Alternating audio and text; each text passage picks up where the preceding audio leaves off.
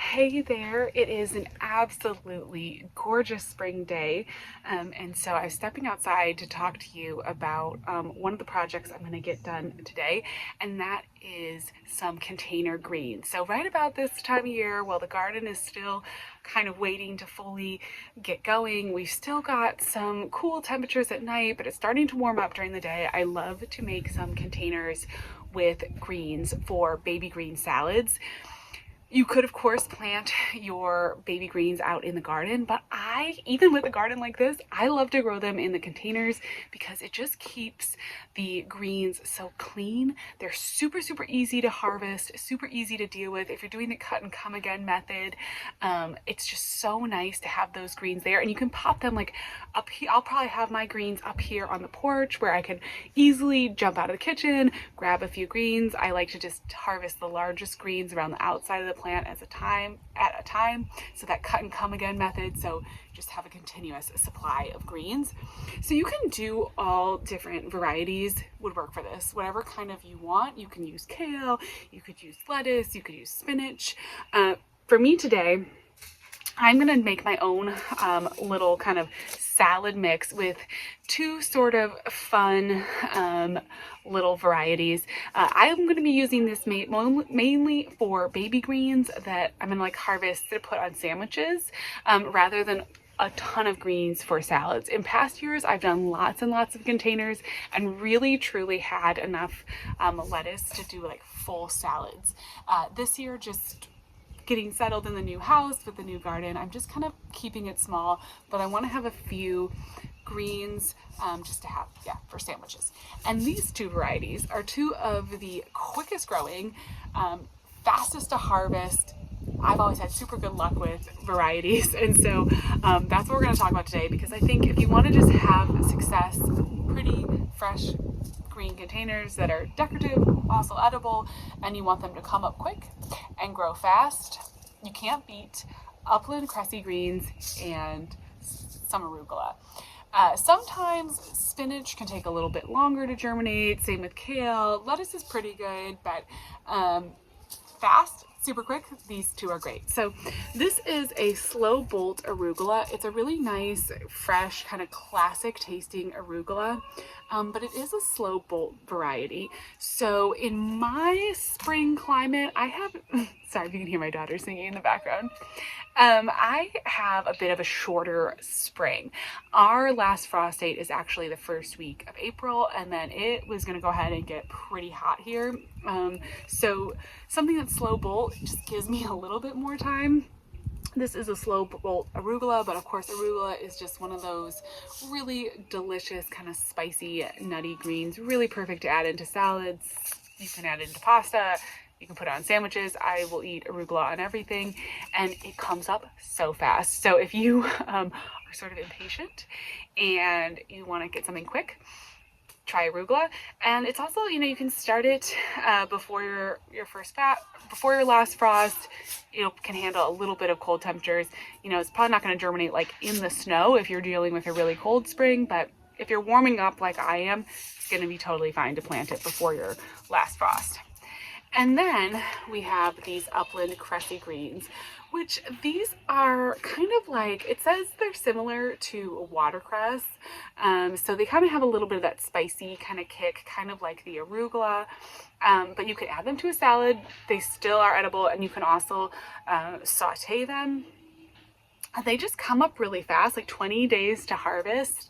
So they come up really fast, they get going, and they're just kind of pretty and easy. So two just really simple staples. So to grow these greens, you're just going to need some containers and some soil. I'm going to use a regular potting mix, just the normal kind of thing that I would use in any container. And then I have a couple, there's a little crack in this pot, but hopefully it'll be okay. I have a couple of these kind of lower size pots. The greens don't have very extensive root systems, so you don't need a super deep container. This is plenty of soil reservoir for the greens. They're not going to want to grow super big taproots or anything like that. So just really, it's how much space you want to have for your actual seedlings, just how much you want to be able to harvest. I'm going to go ahead and fill this with that good potting soil, just kind of pressing it down, making sure I have a nice base of potting soil, and then I just sprinkle the greens on top. Again, am growing these for baby greens, so I don't need to have them separated a few inches apart like you would need to if you were going to grow them to be heads of lettuce, because you're going to be harvesting the outside leaves, you're going to be harvesting them small. Spacing is not as much a requirement. You don't want to totally overfill it, but it's just not going to be a super big deal. So I just kind of give it a generous sprinkle across the top, and usually that's just fine. The other seed that I'm going to be starting as well today are actually going to be some Tom Thumb dwarf peas. So for early spring containers, you know, if you want to have flowers and stuff, you haven't started them inside weeks ago, then it probably is best to just go to the garden center and get like some started violas or something at this point. But if you want to do another little food crop, you can grow peas in containers, and they have now a lot of these sort of dwarf varieties. So MIgardener and a lot of different other seed companies have like these Tom Thumb dwarf peas. And so the pea plant itself is only going to grow at about 13 to 18 inches in height, but it's still going to produce, you know, a bunch of peas on that little plant. And the other thing that's kind of nice about it too is you don't have to do a trellis or anything for these peas, so you don't have to worry about them growing, you know, into big tall pea plants. They're going to just be a cute little container of peas. I might actually stick a few of these over. I have my green stalk planter as well, so I'm going to stick a couple peas in there. Now I am going to give these a little bit more space than I would the lettuce. So the lettuce I really just sprinkled pretty thickly in the container. These I'm going to give each plant a little bit of their own room because, you know, it is a pea plant and I'm not growing them for the sprouts. I really do actually want to be able to harvest peas from them. But again, it's a super simple process. You're just going to fill up a pot with potting soil.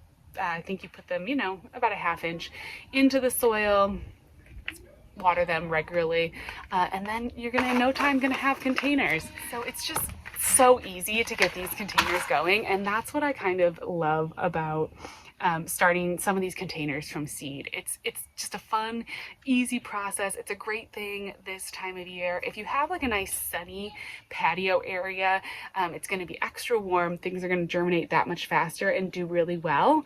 But the nice thing about something like arugula and the cressy greens, even the peas, is that even if you don't have an ideal full sun area, you can still grow these. They can definitely handle a little bit of shade, kind of like part sun shade, not full shade, but maybe like part sun, part shade.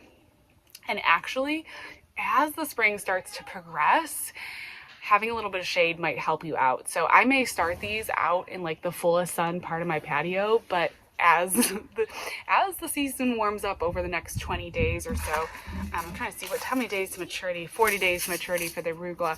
So over the next month, really, as it starts to warm up and as these plants continue to mature, I'll probably move them into a little bit more, at least of a part sun area, so that they get some shade, maybe like a little shade from the afternoon sun, and that'll just keep them a little bit cooler, and that'll help to slow down them from bolting too quickly. Because of course, once these plants throw up their flower stalk and start to bloom, the taste is going to get pretty bad. The arugula is going to get like really bitter and just not be so good anymore. So it's a short crop, but it's a fun thing to do and it's a fun container to have. And then once they're done, you're ready to replant that container with summer annuals, and you know, it gives you a whole second use for the container. So it's just kind of like the perfect thing to do right now. So hopefully, if you haven't tried container greens before, I hope you give it a shot. I feel like I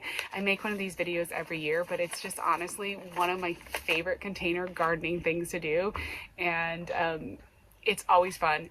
It's always beautiful every time, and you get food with it too. So, I mean, what can be better than that?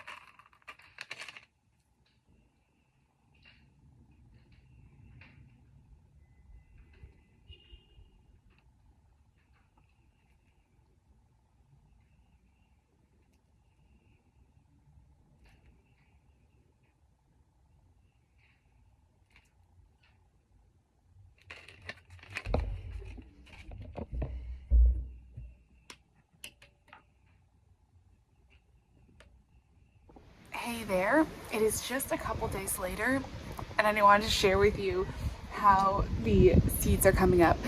This is the super fun thing about arugula. It just sprouts so fast. Look at all these little seedlings. So as you can see, I sowed them pretty thickly. I think that I sowed just a few in this, and then there's the other cress in here.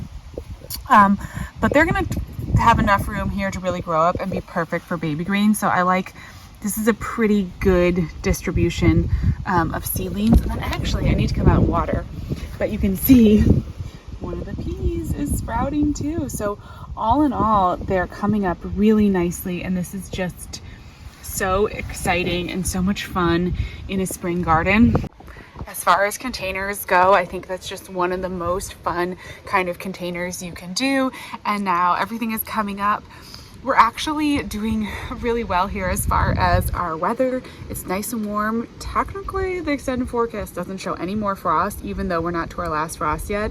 So I think that those pots are gonna do really well. And I'll keep you updated in future videos too about harvesting the greens and just how they do in general in the containers, but I've always had really good luck with them in containers, and they've always been super happy. So I hope you maybe give container greens a try. They're so much fun.